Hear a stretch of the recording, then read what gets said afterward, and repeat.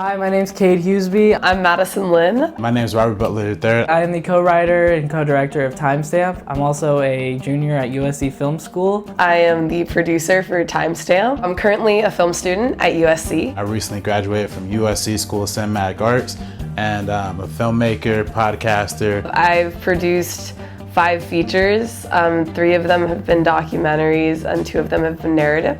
Timestamp is about a girl named Jackie who travels back in time in order to stop her parents' unexpected and tragic death. So she becomes very fixated on the idea that she can use this technology she's built herself to travel back in time and to change her life. Timestamp is more of a realistic film rather than a fantasy. We look at movies like Back to the Future, Looper, Edge of Tomorrow, Primer. We hope to take what works in the science fiction genre but also make it our own original thing. We took everything that this genre has to offer and mixed it with our sense of humor, our sense of drama, and a really strong creative team that was able to put the story together. We're trying to create great production design and a cohesive aesthetic. It's completely doable to make really phenomenal production design on really low budgets if you're very creative and if you know what you're doing. And I feel very fortunate to say that I know a lot of artists that know what they're doing. I think Timestamp is an incredibly important movie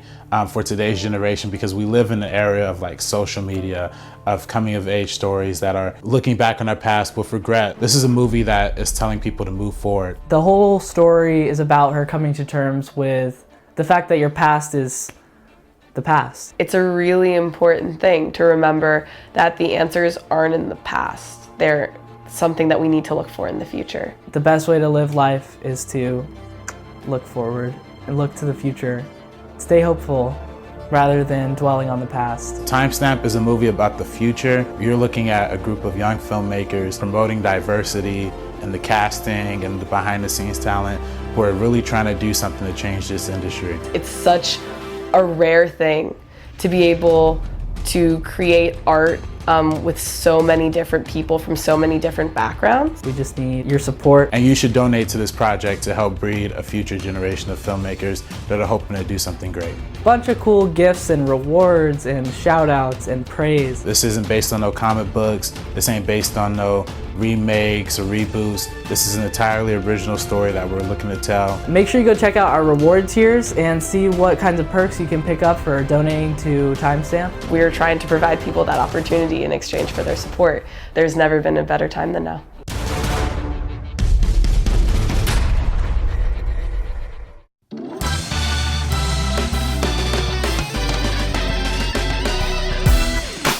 What is up, guys? Welcome to another episode of the Meaning Of Podcast. I am Ace. This is RB3. And this is the podcast where we talk about your favorite filmmakers and the deeper meaning within their films. And once again, RB3, we are doing a very different episode in honor of Spider-Man Far From Home, which came out like a couple weeks ago, 2 weeks ago.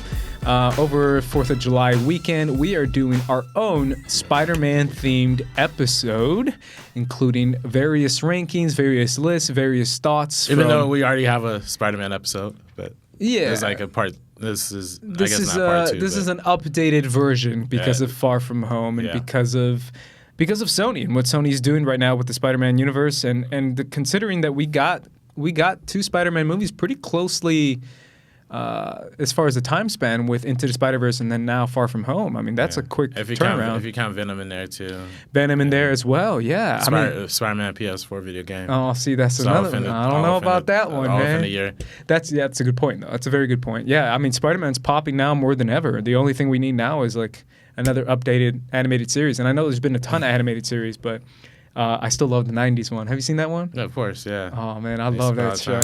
Yeah. I don't know what you think about it, but I love it. Yeah, no, that's a lot of people's intro to, I think, Spider-Man and shit like that. Yeah. I gotta stop playing with it's very faithful to what Spider-Man is, and what Spider-Man is at its heart is a young kid who's also a genius, and I really love that aspect of the TV show, that they really talk about how he always tries to find a scientific way to defeat his enemies, and I love that. I'm just like, I don't know. As a kid, I loved the idea that Spider-Man was like, if this guy's doing this and this guy's doing that, all I have to do is, and he scientifically discovers it. He's one of the best.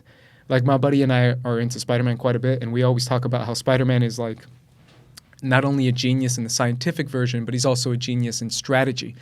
And that's what makes him a great leader, is because he knows exactly where to put certain pieces and how to strategize against tactics and battle tactics and defense mechanisms and all this stuff. And I don't know. I just love Spider-Man, man. And that's what we're going to talk about it again. So last week we had the opportunity to see Spider-Man Far From Home together, RB3. Yeah. We've seen a couple movies together.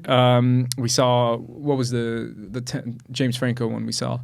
What's his name? Disaster Artist. Disaster Artist. We saw. It was like a Star Wars premiere at the ArcLight. That's right. That's right. It was hard to find parking. I remember that. Yeah. Then we saw Moonlight together. We saw a couple movies together, but this one we saw once again. Oh yeah, I saw John Wick 3 with you. That was fun. John Wick 3, yeah, that was a good one. That was a fun experience, man. Yeah, yeah. And Far From Home, we got the opportunity to see it. Unfortunately, we didn't give a review afterwards, but let's do it right now. Give me your quick thoughts on Far From Home, and we can jump into spoilers because I feel like a lot of this is kind of based on spoilers. Oh, yeah. Considering that they kept the Mysterio thing to be like they didn't do that in the advertisements, which I find to be kind of interesting. Yeah. But what you think, man? What you think overall of this movie? It was cool. Ooh, RB3, man, already coming out. Swinging with his hot takes. It was not a hot take. It was a hot bats. take. It's a decent hot movie. Takes, bro. Hot takes. It's not. I don't think that's a hot take. I mean, I think whatever happened outside of the Spider-Man suit was kind of unbelievably terrible. Ooh. And I think what happened in the Spider-Man suit was good stuff. So. Okay, explain. What do you mean by that? What outside of the Spider-Man suit? Just like all the vacation stuff I thought was kind of lame. Okay. I think.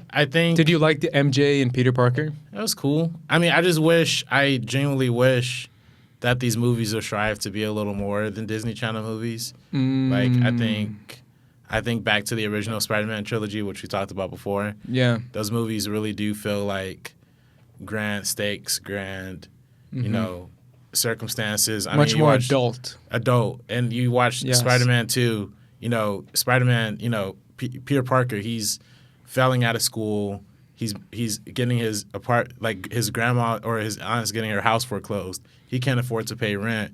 He literally quits being Spider-Man and can't have his powers. Like, and don't forget Mary Jane. Yeah, Mary Jane's going to get married to somebody else. Like, these are real life like stakes, you know? Like, yeah. I feel like for the new movies, I mean, all power to him. I guess you can't make like the definitive Spider-Man movie when the definitive Spider-Man movies have already kind of been made. Yeah, and it's also just like a day in the life of you kind of have to go in a different direction, don't you think?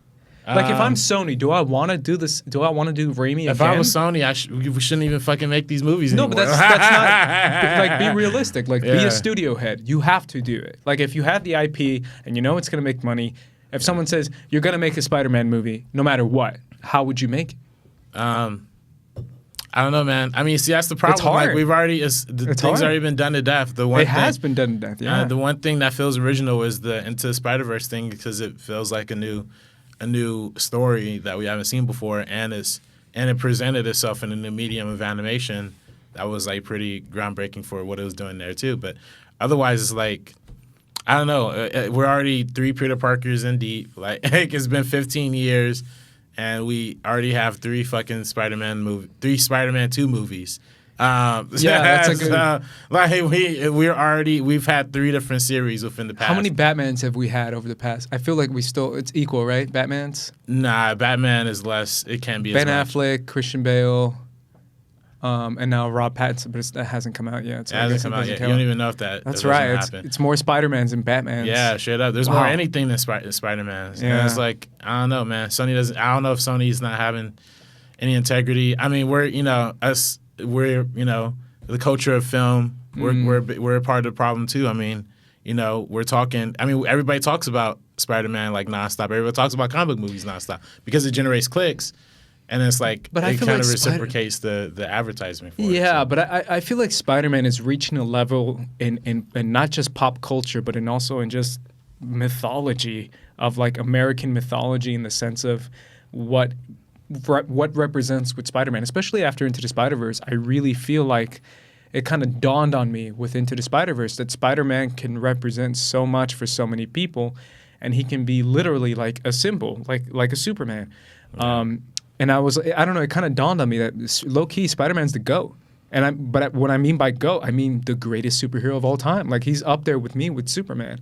For me, in Marvel, it's Spider-Man, and in DC, it's Superman. He's reaching that level of ideology and symbolism of what the spider represents. And it represents responsibility, it represents, standing up for yourself, family, all this kind of stuff that comes with the Spider-Man mythology. I feel like that's kind of timeless, RB3. I don't know, maybe that's me being very optimistic, but I feel like if you can get away with that, then that's okay, because it's Spider-Man, because he's Stan Lee's legacy no matter what. 100 years from now, Spider-Man's going to live on, whereas other superheroes might not. But I really do feel like Spider-Man is the one superhero that will live on for Marvel more than any other character in Marvel. Yeah. Like, even if you have someone like a Tony Stark who stands out more in the MCU movies, I still feel like Spider-Man's the GOAT. Like, he's the greatest superhero character. Yeah, I mean, Spider-Man's always been my favorite character. There you go, me too. And I grew up with the animated series, so yeah, I fell in love, and it immediately got me into the comics. The first comic book I ever bought was the one with Spider-Man and Obama, the crossover there. I also, there's always that video of me online of me dancing in the Spider-Man costume. Oh, that's as well. right, yeah. So obviously Spider-Man is cool. That's why I feel like that, in the sense of like trying to redo the Spider-Man and doing it right, is okay. Now, when it comes to the Venom side, I got some real thoughts on that, because I thought that was the worst movie of the year. Yeah, but you weren't bored. But you weren't bored out of your mind in Spider-Man: Far From Home. No, not at all. Here's my thoughts. I really did feel the first half of this movie, and maybe it was a little bit disoriented because we did walk in a little bit late. Yeah, I saw it again. Oh, see, I fell asleep on it the second time. So. God, come on. But maybe that's what it was. But for me, I really did feel like the first half of this movie, I was like, what is this? Like when they were in Venice, and they were like flying around against a water creature, and I was like, this is kind of whatever. Like, Spider-Man's not doing anything. Like, when he was holding up that building, I'm like, who are you holding it up for? Yeah. There was literally no one around. It didn't hit me. I really did feel like halfway through that movie, I was like, oh, this is kind of okay. Kind of not good, to be honest. It didn't click until, guess what? The Mysterio reveal. As soon as he pulled that Jake Gyllenhaal crazy performance and started being evil, I was like, hell yeah. This is way better. Now I have an actual interesting character arc, and a theme in the movie that I feel like that theme is such a good theme that kind of spreads throughout the movie, and it's about false narratives. It's about, creating illusions to confuse you and to lie to you, and basically fake news, for lack of a better word, right? It's about, like Mysterio's whole thing, and he said it so many times in this movie, is that I can make you believe what I want you to believe. I can create a story, have writers to write it, create the science behind it, and then bullshit, and look what I made. And that's such a important issue in the world, and especially the country today, that I feel like that's a powerful theme to show to young people. Because guess what, RB3, you said it yourself, it caters more towards young people. I think that's a good message for young people to see. I think young people could be like, hey, not everyone's trustworthy, and maybe this guy who's selling me whatever he's selling me isn't true. So I think that's a very powerful message, and I really felt like that resonated throughout the movie and through Jake Gyllenhaal's performance as Mysterio, especially as he kept yelling, like oh, I don't care, like I can make you believe what you want to believe, what you don't want to believe, I guess. And it's all about false narratives. I was like, that's cool. That's really cool, and that's something that can live on through Far From Home. That, and then the crazy action sequences, CGI fest, that I was like, this is awesome. That I even turned to you and I was like, yo, that shit was wild. Yeah. That was dope. I think everybody after the Mysterio scene, where you first reveal Mysterio and you have like the great like dream sequence mind trip thing. I think that's really where the movie picked up for me. It picked up so much to the point that I was like, it put it over the edge for a couple other movies for me. And I just dug the shit out of it. That, and I loved Mysterio. I love that these two Spider-Man movies, say what you will of them, have two, I tweeted this out, have two of the best villains in the MCU. I love the Vulture, Michael Keaton's Vulture. I thought it was such a grounded character. And I love Jake Gyllenhaal. I love this idea of someone who's using deception to take over Spider-Man and take over people's minds and ideologies, not through mind control, but through simple stories and narratives and illusions. I was like, man, that's cool. That's a really cool idea. So the two standouts of these movies are the two villains of the movie. I thought that was really You don't feel like captivating. Jake Gyllenhaal kind of phoned it in though in this one? Not at all. Oh, Yeah, you think so? Yeah, I think 100%. Really? It didn't even feel like. I feel like there were moments that he tried to break out of the kind of monotone thing that he was going for. Mm-hmm. I mean, I guess you're right. I mean, the theme is deception. So for most of it, he's playing like a nice, charming guy. Mm-hmm. But I feel like we've seen Jake Gyllenhaal reach a lot of extremes acting wise. And it's like he didn't even come close to anything I would have seen in like anything else. Don't you think that would have been jarring as hell? I think it would have If at he least went added full something. Nightcrawler. Yeah, I think I it think would have. that would have been added like something sinister to it. I think it would, especially. I think I love that he. I don't know, man. I think feel like the that's character is. I think the character himself. I think the way the character was written. I think he would have allowed a lot more room for craziness. Like on the flip side, because you watch a movie like American Psycho, or you watch any of the charming bad guy movies. Like if it was Christian Bale, he would have had the suave thing like locked down. But then like when he gave that whole monologue in front of the coworkers thing, I think that would have been a lot more extreme and visceral. And I think I feel like that. I don't know. I almost feel like that's. I'm going to counter you by saying I think it's good acting that he didn't go there. I think it would have been a little too jarring if he started raising the toast in that bar scene and he was going, "This is for you, Lucy. This is for you, Jimmy." Well, not like that. Well, that's what I'm saying. Yeah. Like that's what he was in Nightcrawler. He was a psycho. Yeah, but I mean, I think it would have been a little jarring if he went full American Psycho. Yeah, I don't know. That's I think the character in principle is a cool character. I just feel like Jake Gyllenhaal just was like sleepwalking through most of it. No, so, I don't know. I disagree completely. I thought it was a very believable. The only part that I thought he kind of did something or woke up was when he was yelling at the one guy and he had the two drones like pointing at his head. I was like, all right, finally, like he's awake in this movie. Yeah, that was great. It felt like the rest of it, he was just in the CGI costume. And I don't know, really man. I disagree. I really did feel like he brought his usual Jake Gyllenhaal stamp of jumping between two different characters because it's two different characters of Quentin Beck. And I just love the idea of him using people around him to manipulate them just as much as he's manipulating Peter and using their talents and their abilities to kind of use this disgruntled employee kind of metaphor to further his ambitions and his ideologies. I thought that was great too. I don't know. I just loved it. I thought it was fantastic, and I really bought into his character. And the fact that he had contingency plans at the end, I was like, yeah, he would have contingency plans. He's a very hateful guy, so he would totally be like, you know what, if I die, I'm going to make sure everyone dies, so especially Peter Parker. I thought that was pretty funny at the end. I don't know. What you think of that mid-credit scene? That was a good scene. Yeah. I had it spoiled for me, unfortunately. Oh, yeah? I did not. But yeah, it was a cool scene. J. Jonah Jameson, man. It was good seeing J.K. Simmons back. J.K. Simmons as J. Jonah Jameson playing Alex Jones. Yeah.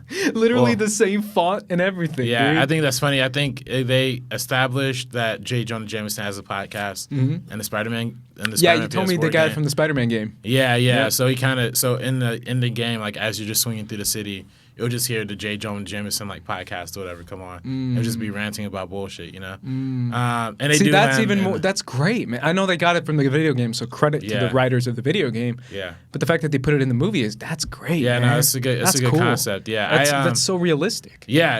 It definitely sours a little bit knowing that like your favorite character from like the original Spider-Man trilogy is like now he's a full-on Alex Jones retard. Low key, that's true. Yeah, I'm like, oh no, he was great in the Raimi movies, and yeah. But it makes it more realistic to this time because if you look back at those Raimi movies, they do have a little bit of a 1960s kind of, hey, Peter Parker, get over here. Yeah. Like it's very yellow journalism. Exactly. It's very like you can tell they're paying Sam Raimi's paying tribute to that. Yeah. So this is much more updated version of what a J. Jonah Jameson would look like in New York City. Yeah. So I really dug that, and I just I really feel like the themes of the movie really stood out to me quite a bit. I like Peter Parker and MJ. I thought that was a really sweet, once again, I keep using that word, but a very realistic relationship for high schoolers. See, I don't think so. I don't think so. I think so. I think awkward, yes, but it's too much. It's too snappy. Bro. It's too snappy. Which one's snappy? That's also the thing that I feel like. The same way I feel about Jake Gyllenhaal, like not being able to extend his acting talent. I also feel the same way for Zendaya in these movies almost. Sure. Because I've been watching Euphoria. The past these 4 episodes of Euphoria completely changed my perspective on Zendaya. As far as her acting ability? Yeah, I mean, she could really, really act. You know, like she could really, really, really act. And I just feel like in this is like, I got to go back to watching her do this watered down Disney Channel shit again, you know, like, man. But it's just like, that's cold. No offense, but I mean, she was good. The chemistry stuff is good. I just wish that, again, like, I wish there was a little more range to explore here. And you look at the original, again, I hate comparing the original trilogy to this, but like the MJ and Peter dynamic, I mean, it was a full on romantic drama, like, in that series, you know, like it was like they were at peak, you know, relationship, then they fell all the way down to the bottom. She was gonna get married to a completely another dude. But these kids are 16. I know, 15, I know. 16. But then the most conflict you get out of that is Peter Parker literally trying to kill another 16-year-old, who, by the way, popped out of nowhere because of the blip. So I don't know. It's like, it was cool. And I sound like I'm hating, but I'm not really hating. Like, for the most part, like, I did enjoy. Like I said, all the CGI, like all this stuff in the Spider-Man suit, all of that, all the Spider-Man related stuff, even when he's not in the suit, even when he is in Venice and he's just holding a tower, I thought was pretty cool. Yeah, I like when he goes to the Netherlands jail. Oh yeah, that was funny too. Yeah, that was funny too. Yeah.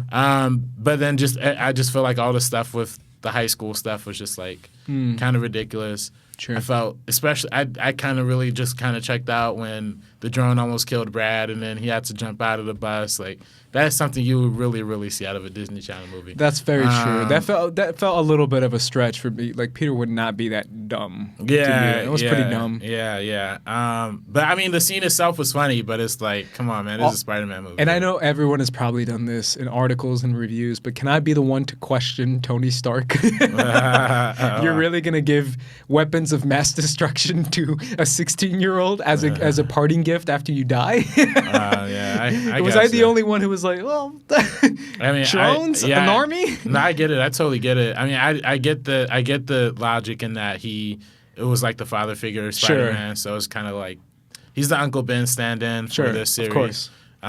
So I guess they have to, you know, in the same way that the original Raimi trilogy always referred to Uncle Ben even after the first movie. Yeah, this series is always going to refer to Tony Stark as that figure. And I like that Quentin Beck's character was trying to kind of fill that void for a temporary status for Peter, and Peter is so easily manipulated to when it comes to like a strong father figure. Yeah.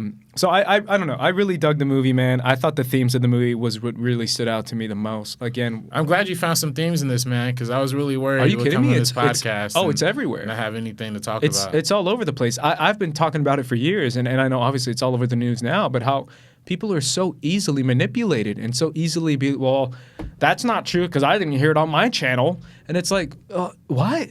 And it's so easily to dismiss certain things. Or, did you hear what certain person did? And, well, that's not true. And it's like, what? It is true. Like, why are you so easily manipulated? And it's all about false narratives. And I keep using that word narrative, but that's what it is. It's a narrative. It's a story that these people write to make a compelling argument for your side, whether that be your faith, your religion, your beliefs, whatever it is. It's all bullshit, and people buy it, and they just chew it up, and it bothers me so much, and it's been going on for forever, obviously. But it's really making a mark on this world even now more than ever. So I just love that that's the major thing. I love when Mysterio says, you know, I will make them believe what they don't want to believe. I will make them believe what I want. I will write this story. And I was like, yo, that's deep. And the fact that he can sell lies is truth.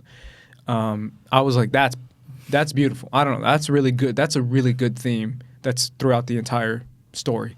And the fact that, like, you know, there's themes, there's jokes in it too, like Night Monkey, like that's not even real, but the fact that they keep buying into that.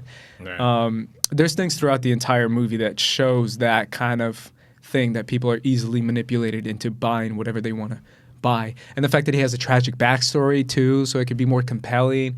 All that bullshit that they're selling is so true. Like that happens, man.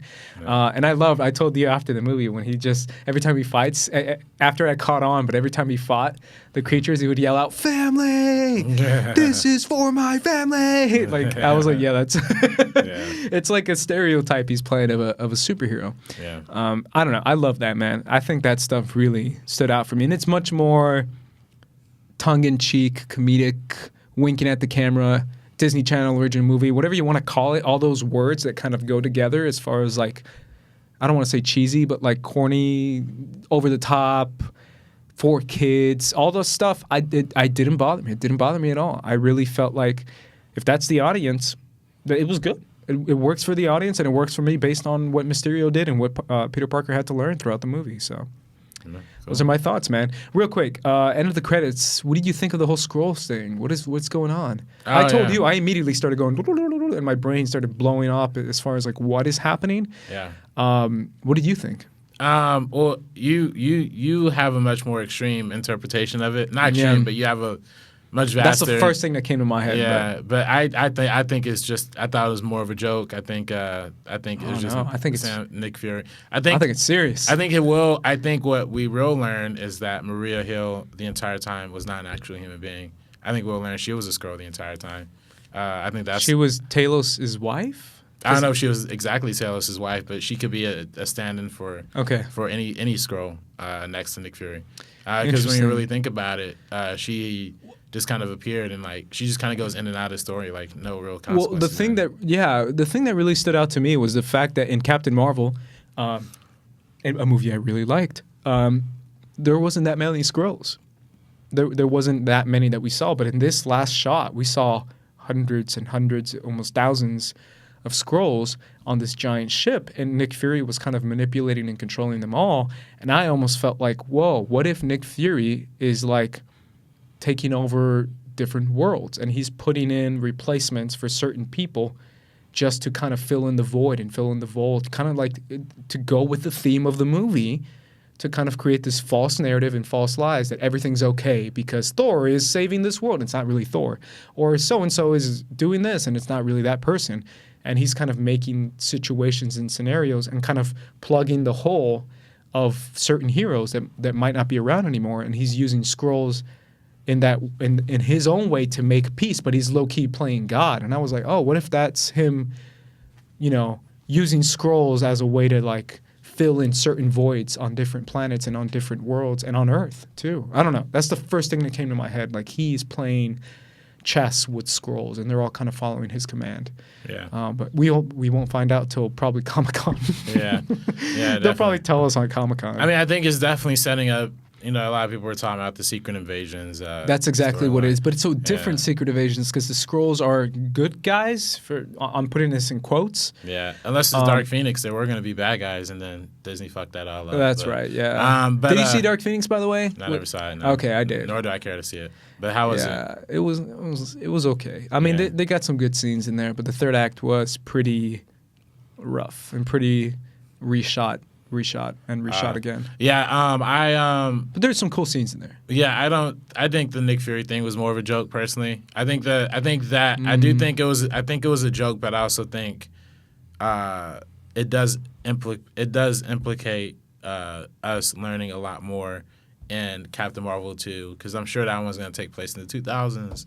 So it'll probably go into some shit like that. I think that's Phase 4, man. Yeah. Yeah. Because the little girl's going to make a comeback. What's her name? Monica Rambeau? Yeah. She'll be grown up.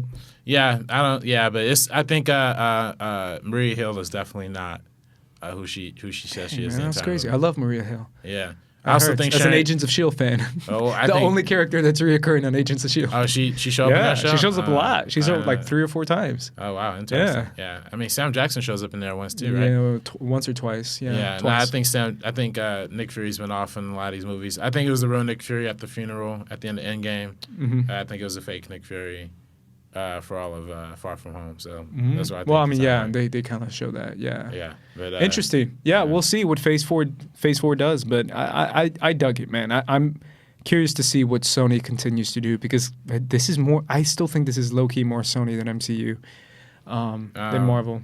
Yeah. I mean, it's 50-50, but with the Spider-Man stuff, it's very much Sony.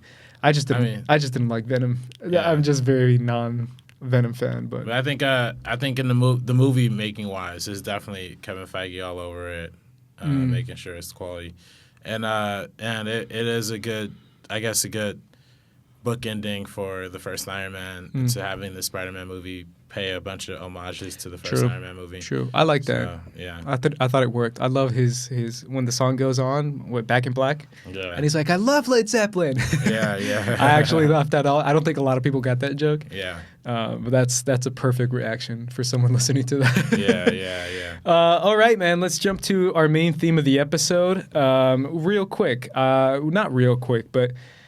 There's a lot of Spider-Man movies, man. We just talked about it. It started over... What year did the first one come out? 2002. 2002. 2002, Sam Raimi. Sony had the rights to Spider-Man. We had Blade and we had X-Men before that. And then this is the super franchise. This is the one that...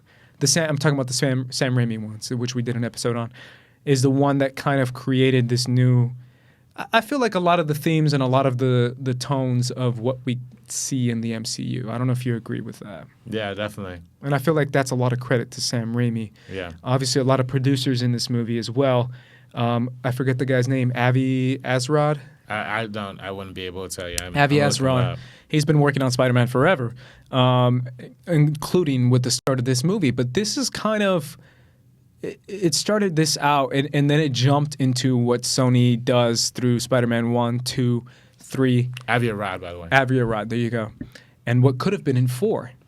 I don't know if you... I don't think I've ever asked you on air before, but what do you think of Sam Raimi's Spider-Man 4? What could have been? Have you seen... Yeah, I've seen a lot of videos on that. Yeah, I've read a lot about it. It would have been cool. Probably still would have sucked, but I mean, it wouldn't have...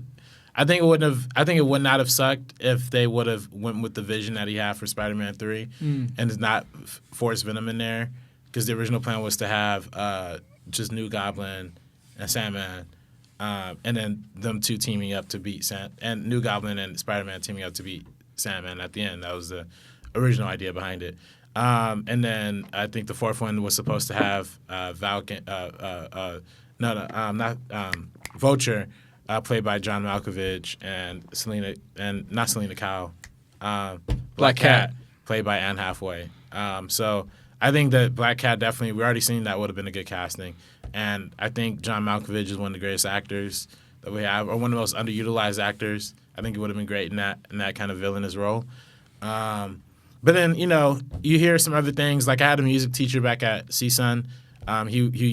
He was one of the assistant music people for Spider-Man 3, and apparently there was a lot of behind the scenes drama in terms of Sam Raimi himself. I don't want to say it when Camilo was here, because Camilo's obviously close buddies with. You're gonna make him cry. I really don't know if this is confirmed or not, but I heard there was a lot of ego problems going into. And you should have an ego after you make the best superhero movie of all time. That's not shocking to me at all. Yeah, but you should have a big ego after you make Spider-Man 2, one of the greatest superhero movies of all time. So I could definitely see that. But it was probably a lot of egos on Sony's front too, with people like Avi Arad or people like I don't know if Amy Pascal was there during that time. I think for in the first one, but she might have been during the later ones. Yeah. Yeah. So, but it's a lot of budding personalities could do that. So it is what it is, I guess.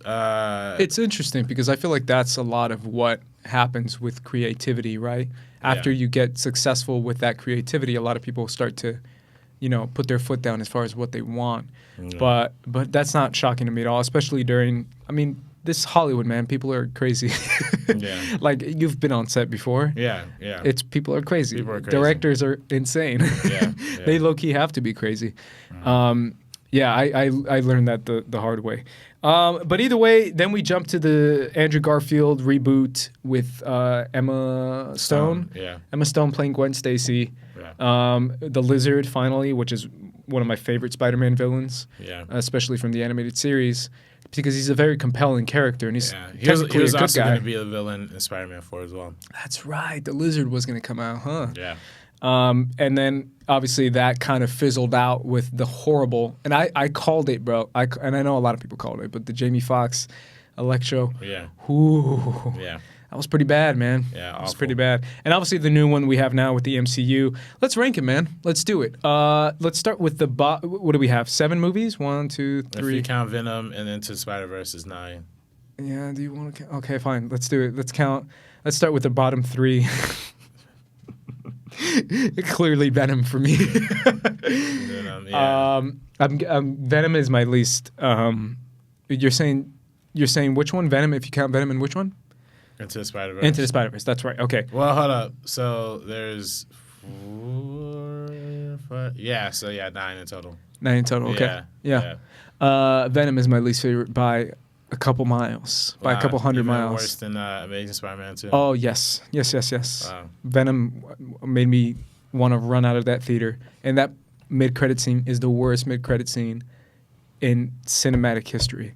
I don't think I stick around for that. Oh my God, bro! You gotta see that. It's what's his face with a wig, playing Carnage. Woody Harrelson with a wig, like the worst. I'm talking like Ronald McDonald wig, bro. Like red hair with curly, red hair. It was so bad. Then I would go. I'm sorry, Amazing Spider-Man 2 and Amazing Spider-Man. That's my bottom 3. Okay. So we'll go 3, 3, 3. So you can start with your bottom 3. I'll probably actually put the Amazing Spider-Man 2 is the worst. Okay.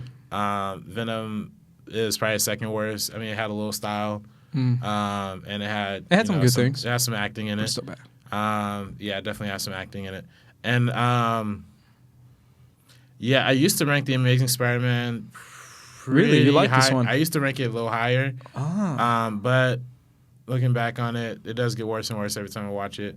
And the CGI really doesn't hold up. I think it holds up worse than the Sam Raimi versions. And I even think, the more you think about it, like, I was more of an emo kid than he was an actual nerd. And I think that's almost a criminal misrepresentation of Spider-Man. Did you feel like he was too good looking, as a lot of people would say? Nah, I wouldn't say that. I mean, he's, you gotta think like the original, the original Sam Raimi ones. I mean, there's fucking adults playing teenagers. Like that's kind of insane. Andrew Garfield was 32. Yeah. No, I'm saying I think Tobey Maguire was 30 and Andrew Garfield was 30. Yeah, both were old. Yeah, but I mean, Andrew Garfield looked younger. He does look younger. Yeah, but it was like they all looked like adults. So I'll probably put. I mean, it's tight between the Amazing Spider-Man and the first Raimi Spider-Man for me. But I'll put the Amazing Spider-Man down there. Okay. As like the number 7 spot. Okay. I guess. Yeah. Wow, that's surprising. Man, really? You don't like the first Sam Raimi Spider-Man? I like it. Actually, yeah, I I definitively like it better, more than the Amazing Spider-Man. Oh, I think it's amazing. Yeah. Yeah, pun intended. The whole campaign of like, I don't know if you ever caught on to it, of like make Peter ugly again. For when they were looking for the new Spider-Man when Tom Holland came in after Andrew Garfield, because people were like, he's a good-looking guy. And I was like, is he? Yeah. He's pretty ugly to me, but I don't know. I love Andrew Garfield. He's great in though. The Social Network. Andrew Garfield is a beast. I love that guy. Let's go up 3. I'm going to go, my next one is Spider-Man 3. Then I would go Homecoming. Then I would go Far From Home. Oh, wow. Okay. That's good. That's cool. Yeah, I'd probably go for mine, I'd probably put the first Raimi This Spider-Man. is the middle 3. Yeah. Yeah, I'd probably put the first Raimi Spider-Man at the 6th spot. And I'd put Spider-Man.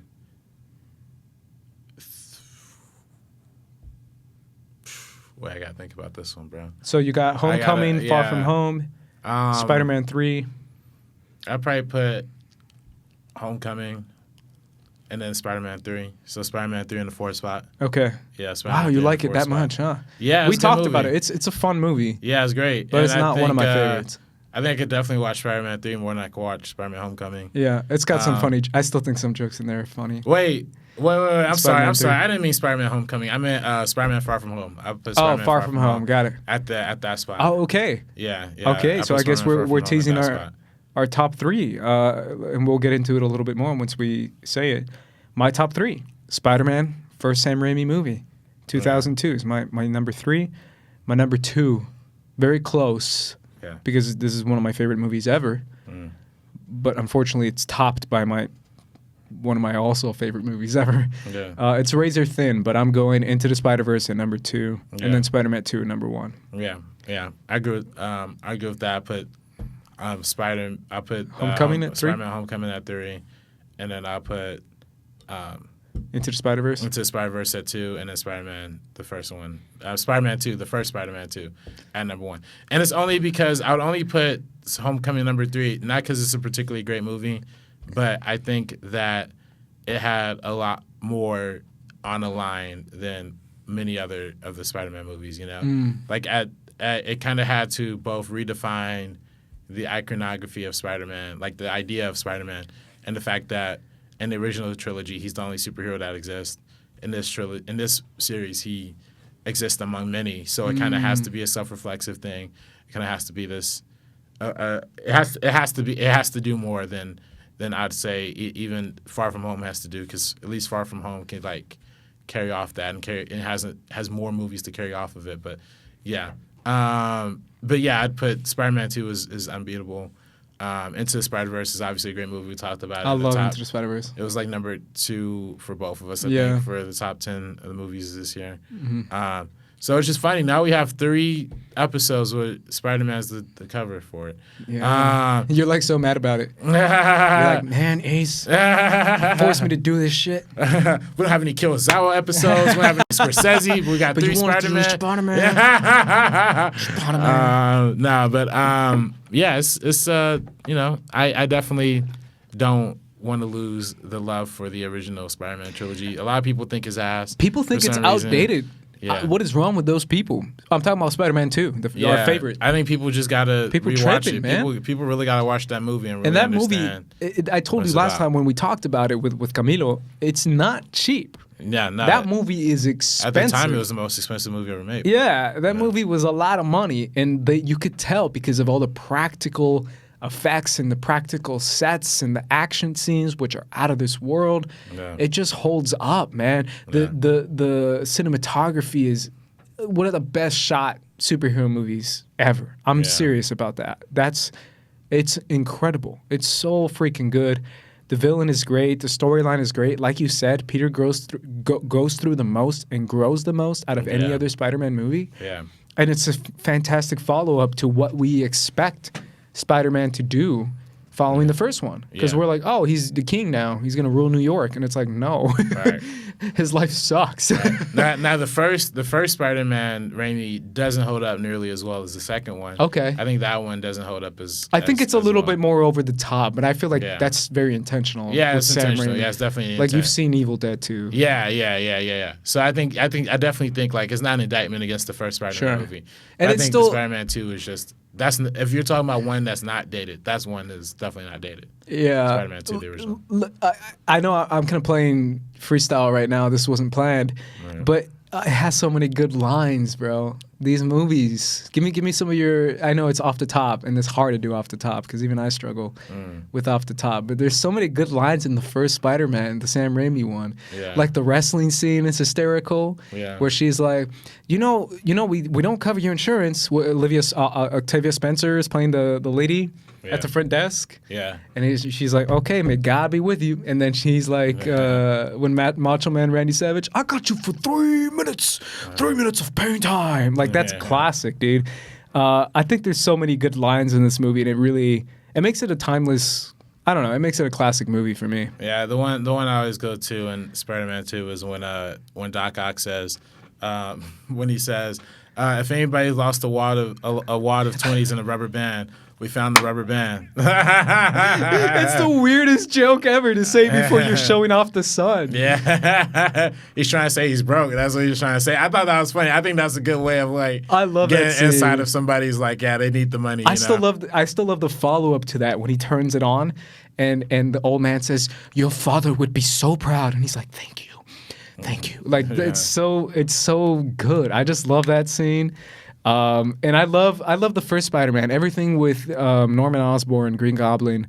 We're gonna talk a little bit about the actors later on in the podcast, but everything he says, I memorized as a kid, and I just loved the idea of the scene with the bridge, where he's like, choose the life of the children or suffer the little like that whole scene is so good. And all the lines he says at the end where he's like, I offered you friendship and you spit in my face. And he like hits him, and that fight scene from the first Spider-Man, the Sam Raimi one, it still holds up. It's so good, man. I don't know why you're hating on it, bro. I'm not hating on it. I like that movie a lot. That's great. I definitely think it's better than the new ones. Yeah, and I love when he does his little pessimistic speech, the Green Goblin, when he does, nothing a city loves more is to see a hero fall, die try. I was like, that's crazy. I love the Sam Raimi. They're still my favorites. I still think Into the Spider-Verse changed the game. Like you said, it brought something new. And it made Spider-Man, like I said before at the beginning of this podcast, it made Spider-Man an iconic level. Like it's just a different level of like it's timeless character. Right. So, if we were counting the video game, I put Spider-Man, the PS4 that's game. right. We thought about one. that before we went on if it counts or not. Yeah, but that's definitely number one though. If we're talking about Spider-Man stories. Real quick. Let's say that the fact that video games now are creating stories that become amazing stories for this character. Talk to me a little bit about that video game. I know you love it. Yeah, I mean, it's just, I give a lot of grief to the new movies because I feel like the original movies were like the definitive movies, whereas Spider-Man: Homecoming and Far From Home were like a day in the life of Spider-Man, But I think the video game is kind of more of like, oh, here's 2 weeks in the life of Spider-Man. But in the course of that 2 weeks, you get so much mythology, you get a good understanding of like past events because you have to collect like collectibles from like that he just kind of left around the city throughout the year. So he kind of finds like little things that kind of give him like brief history of like, oh, I remember when I fought the Sandman in this time, So you get a lot of the mythology of the past. You get a lot of the mythology of the present because you get a lot of some villains are developing and flestering throughout the story. Some villains are on the sidelines. Some are in prison. Some are, you get to interact with like pretty much all the villains in the Spider-Man canon. Don't you have like a queue or a right? Spider-Man has like a queue in this video game, right? What? A queue is like the computer guy at the desk. It's a homegirl, right? Oh. Well, it's like not necessarily, but it's Mary Jane. So like Mary Jane, there are times I thought it was an Asian girl.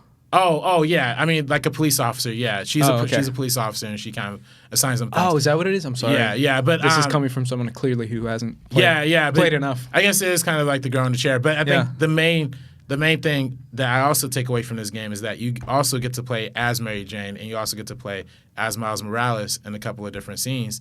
So it's like it's not just about Spider-Man. Like it's also their story. Like Mary Jane's trying to be an up-and-coming journalist, and Peter says you can't get in these dangerous situations, but there are times that she kind of forces a way in. So there are times where you are Mary Jane, but you see Spider-Man like flying from above, like protecting you type shit, Or there's times where you're Miles Morales and you have to like steal medicine to help your father or something like that. Like it's all like they have like really good storylines that really encompasses the entirety and the totality, and they introduce things that they change up mythologies. Like they have Silver Sable. Now she's the president, or she's like the leader of like this sovereign nation that's like in the middle of a crisis.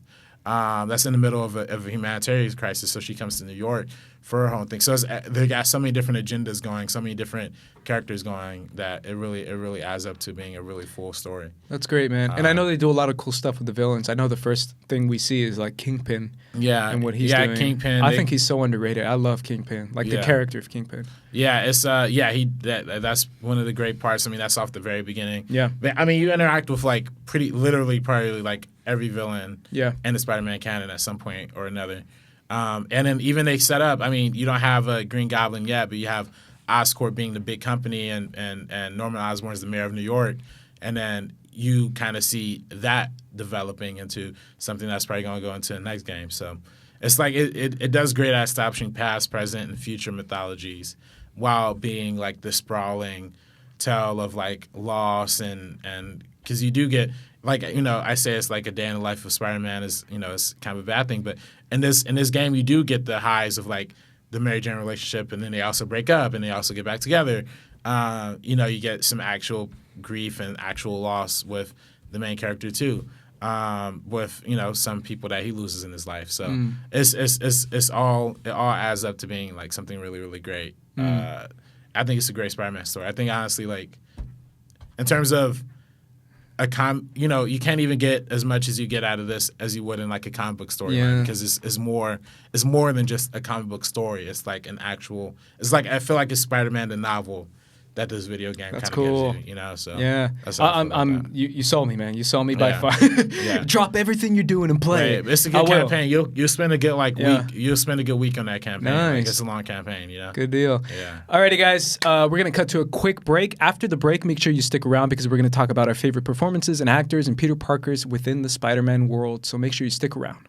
Timestamp is a movie about the future. You're looking at a group of young filmmakers promoting diversity and the casting and the behind-the-scenes talent who are really trying to do something to change this industry. It's such a rare thing to be able to create art with so many different people from so many different backgrounds. We just need your support. And you should donate to this project to help breed a future generation of filmmakers that are hoping to do something great. Bunch of cool gifts and rewards and shout outs and praise. This isn't based on no comic books. This ain't based on no remakes or reboots. This is an entirely original story that we're looking to tell. Make sure you go check out our reward tiers and see what kinds of perks you can pick up for donating to Timestamp. We're trying to provide people that opportunity in exchange for their support. There's never been a better time than now. All right, guys, we are back, still talking about Spider-Man and our favorite Spider-Man movies. Now I kind of want to jump into, we don't have to spend a lot of time on this, but what I love about Spider-Man movies is that they deliver some of the best villain performances and some of the best performances just by itself. We got some great performances out of Aunt May in the first Sam Raimi Spider-Man movies. We obviously got great villains in the first Sam Raimi Spider-Man movies, and in the current ones too. I really do feel like there's some great performances in these movies, and in these movies, like we kind of stated in the beginning, that are kind of catered towards children, yet they still have some fantastic actors and performances that come into these roles and really kill it, man. Like some of these people who play Spider-Man and who play characters around Spider-Man really do a pretty amazing job. I kind of want to start with, who are some of your favorite, we can do all 9 movies, performances in these movies, whether it be Mary Jane or whether it be Aunt May or whether it be Peter, like whoever you want to kind of give a shout out to. Who do you feel really stands out as far as best performances in a Spider-Man movie? I mean, I'm always going to say Tobey is my guy. Tobey to me encompasses a lot of what I like in Spider-Man. Of course, Tom Holland probably plays a very good comic accurate Spider-Man. And he does a good job at that too. But I like Tobey in terms of film. I'm always gonna be a film guy first, So in terms of what he brought to the screen, like as a screen actor, I like Tobey Maguire the most. I think the chemistry between Emma Stone and Andrew Garfield was definitely the highlight of those films. And it's good that as much as we give grief to the Amazing Spider-Man films, they were directed by Mark Webb, not because of his last name, but he did, 500 Days of Summer, one of the greatest romance movies, I think, of recent times. And he did a good job pulling the romantic elements out of that. It also helped that Andrew Garfield and Emma Stone were dating during that time, too.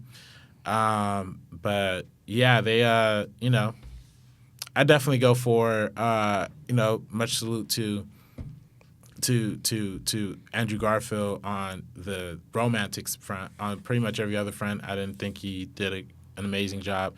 I mean, he was good in the costume, but he was also very insulting, a little more insulting. And I think Spider-Man just kind of gets on your nerves, but I think Andrew Garfield literally at one point was talking about stabbing a dude, and I was like, whoa, what is this? Like, it's a little extreme. And definitely salute to, like you said, the original Aunt May, the Spider-Man trilogy. Salute to Alfred Molina as Doc Ock. I think that's a genuinely moving supervillain performance. And I think Michael Keaton is also a great villain as well. In terms of MJs, I love Kristen Dunst. I love both Zendaya and Kristen Dunst. I think Kristen Dunst has had a lot more to do than Zendaya has had to do in these movies. But yeah, all around, salute to good acting. Yeah, it's interesting. You mentioned the Mary Janes. Obviously, you mentioned Emma Stone and Andrew Garfield. Clearly, the standout of those movies, like regardless of how I feel about, like you said, regardless of how I feel about the Amazing Spider-Man movies, Andrew Garfield and Emma Stone kill it, man. They really do. They really sell that. She was the best part of that movie. 100%. Those movies. She really was. And it's because she's an actually good actress, right? I mean, she's an Oscar winner for crying out loud. Like, and Andrew Garfield is like Oscar nominee. So he wasn't even nominated. So he was nominated for Hacksaw Ridge, but he was nominated for Social Network. He's a dude. He's incredible in Hacksaw Ridge. Like, my God, and Social Network, he's incredible. Yeah. This is the kind of guy who's going for Oscars basically. Yeah. And same with someone like a Michael Keaton, who just really gave one of my favorite. Oscar nominee too. There you go. And he gave one of my favorite performances in any Spider-Man movie, and is still one of my favorite villains in any MCU movie. I said that many times before. I rank him above a lot of people's favorite villains. So I think that's the clearest standout. So real quick, if you were ranking them, you said Tobey, Tom, then Andrew, or would you switch the bottom two? No, I'd give it to Tom, number 2. I mean, it's also a little unfair because it is a little unfair. Andrew Garfield only had 2 movies. Tom Holland has like 6. You're right. Civil War. Yeah. Well, like Infinity Civil War, War. Infinity War, Endgame, and these 2 Spider-Man movies. So he's had more. I mean, if we're talking Venom too, I mean, the performances in Venom, like, there weren't some bad ones. I mean, Tom Hardy wasn't bad, but he was just off. But I think Riz Ahmed was in Venom too, right? Like, I thought his character had some fun moments, acting wise. But yeah, I think in terms of the stack of actors in Venom did have the best cast. I think out of any Spider-Man movie. Michelle Williams was in that, right? Tom Hardy, and Riz Ahmed, Woody Harrelson. In terms of the cast, the cast was stacked. Yeah, in that movie. It's too bad that movie wasn't good. Yeah, man, I really want to give a shout out once again. I already said it, but Rosemary Harris is her name. Oh, yeah. Who plays Aunt May, who's just, I mean, her scene in Spider-Man 2, man. Yeah. When she's giving that heart-to-heart to Peter, kills you. Like, Yeah. it kills you. You really do feel the emotion off of her. And I can't believe we still haven't mentioned the GOAT, who I feel like is one of the greatest performances in any Spider-Man movie ever. James Franco? J.K. Simmons, bro. Oh, yeah, of course. Yeah. He's incredible in this role. They can't. He's so good. They didn't even try to recast him. And you can't. You literally couldn't. I I guarantee Sony had some serious meetings of like who we can get, and they just couldn't. They couldn't replace J.K. Simmons, so they're like, you know what? Let's do it again. Yeah, that's the definitive. I wish he would have had the same haircut though. I wish too. I kind of agree. Yeah. I think they just wanted to do a different version. I think that's the main reason the why. Alex Jones version. If they give it the same haircut, it would have been like you would have thought it was the same one from the Tobey world. Right, I think people would have been confused, and that's why they gave him a separate haircut. Well, that's why I got spoiled for me because salute to my buddy Cade Hughesby. He's my buddy. He had my buddy Riley. So let me give you this whole breakdown. My boy Riley, he reads the spoilers for every movie before they come out, including Endgame, including Spider-Man. So, but he didn't tell me. But what he was like, bro, I'm telling you, there's a post-credit scene. I'm like, don't tell me nothing about this post-credit scene. I don't want to even hear about it. And he was like, bro, it's not even a spoiler. So, and my boy Kay was like, oh, if it's not a spoiler, I'll see it. And he was like, oh, bro, it's not a spoiler. And I'm like, well, still don't tell me. He's like, it's just a casting thing. I was like, do not tell me. Wow, your friend sounds like a dick. It wasn't intentional because Kay doesn't care about the original Spider-Man trilogy. He thinks them shits his ass too. So it's like, he didn't even know that was an important thing in the original movies. But that all goes to show that I mean, if you remember the original, I mean that's the reason that was the post credit scene instead of being an actual movie. It's to bring homage to what is probably the definitive J. Jonah Jameson portrayal and probably the definitive Spider-Man character. I mean, I think out of anything, everybody remembers. I mean, of course, people remember Peter Parker. Of course, people remember Mary Jane and MJ and all that. But I think what stands out the most out of that trilogy has always been J.K. Simmons is that part. So Yeah, if there's one But thing he told guys, you? then He just yeah, he said, told me. Yeah, they're like that's J.K. cold. He was just like, oh, it's not a spoiler. J.K. Simmons is in it. I was like, oh, no. what? would've- yeah, but he didn't know that J.K. Simmons wasn't here. He didn't even know J.K. Simmons was the original J. Jonah Jameson. So Oh, whatever. no. I Yeah. would have pulled a full Venom, bro. Yeah, but Bit off his head. Hey man, but you guys support me and K Hughesy's project. We have a Indiegogo campaign going on right now. Of course, we had a clip at the beginning of the episode. But make sure you check out in the link description below for our Indiegogo campaign timestamp. Support original filmmaking, support original science fiction, and yeah. Hey, Yeah. hey. I mean, it's great because we can talk about these movies and talk about, how much they inspire and how much they can give us ideas and inspiration for future film projects. So I think that's really cool that you're still doing it, man. You still got your... We're still making things. I mean, I don't know if Spider-Man is a particular influence for this stuff. He's going to influence me. Yeah. That's for damn sure. Especially Into the Spider-Verse. I feel like that's the one that I cater to the most as far as like what I want to do with the genre. A lot of that for me is just being a fanboy of Phil Lord and Miller. Yeah. And just realizing the kind of stuff that they do, they're able to jump from like Cloudy with a Chance of Meatballs to 22 Jump Street to Into the Spider. Like that stuff is just so. Right. I think they're geniuses, and obviously I have my whole takes on this movie, which I'm wearing a shirt of right now. Yeah, because I really do feel like they're great. But hey, man, either way, Spider-Man's cool. He inspires us. He's a great character. Far From Home, I really enjoyed it. You thought it was okay. And my final shout out, and I'm going to go counter you, man. Jake Gyllenhaal, I dug it, man. I dug it. I really dug that performance, and I know you didn't care for it, but for me, I was like, that to me was the perfect balance between showing the good side and then deceiving him in a very believable, realistic kind of way. And the fact that Tony Stark's shadow just never leaves, man. Yeah. That's the biggest shadow ever. Yeah. Literally, like, snapped the freaking evil people off the planet. Just like, that's just GOAT level right there, man. You can never compare to Tony Stark. And the fact that there's people that honor him and there's people that are still bitter about him. That's crazy. Either way, guys, that is our podcast for Spider-Man. Hopefully you guys enjoyed. Let us know your ranking down in the comments below if you're watching us on YouTube, or if you want to hit us up on Twitter, you can follow RB3 at Director RB3. and you can follow me at Squad Leader Ace, and you can leave us your comments on Spider-Man, what you thought of this podcast, what you thought of this episode, and go support RB3, man. One more time, drop that. Yeah, support the Indiegogo. It's for our short film timestamp. It's in the link in the description below, and we got, you saw a clip of the video at the beginning. It's an original science fiction, time traveling, extravaganza short film, and we're trying to raise this money, so please go ahead and support. Go and support, guys. All right, for the Meaning Enough podcast, I'm Ace. This is RB3. And we are peacing out. Peace out, guys.